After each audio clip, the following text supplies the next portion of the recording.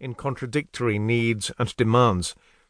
In 1555, Charles was obliged, much against his will, to break up his enormous inheritance, with one half going to his son, Philip, based in his new capital of Madrid, and the other going to his brother, Ferdinand, based in Vienna. At this break point, I follow the story of Ferdinand's descendants, although the Madrid relatives continue to intrude now and then until their hideous implosion in 1700. While writing my last book, Germania, I would sometimes find myself in a sort of trance of anxiety, knowing that it was based on a sleight of hand.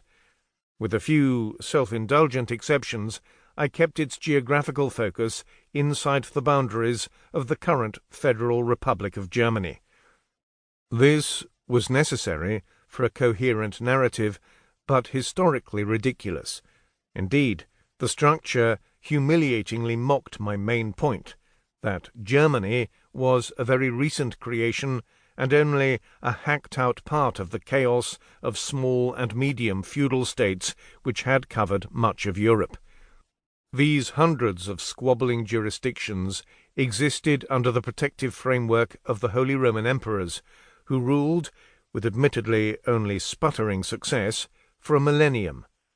For the last 350 years of the empire's existence, the emperor was almost always the senior member of the Habsburg family. He had this role because he personally ruled immense tracts of land, indeed, at different times, owning parts or all of 19 modern European countries. Footnote in alphabetical order: Austria, Belgium, Croatia, the Czech Republic, France, Germany, Hungary, Italy, Liechtenstein, Luxembourg, the Netherlands, Poland, Romania, Serbia, Slovakia, Slovenia, Spain, Switzerland, and Ukraine, plus briefly the entire Spanish overseas empire. The family also came to own Portugal and its empire, as well as, more permanently, Spain and its empire, through Charles V's son, Philip. This meant that he was unique in having a large enough personal, financial, and military base to be plausible as emperor. But it also meant that he was often distracted, responsible for great blocks of territory inside the Holy Roman Empire, such as modern Austria and the Czech Republic, but also for unrelated places, such as Croatia, say, and Mexico. This distraction, it can be argued, was the key motor for Europe's political history.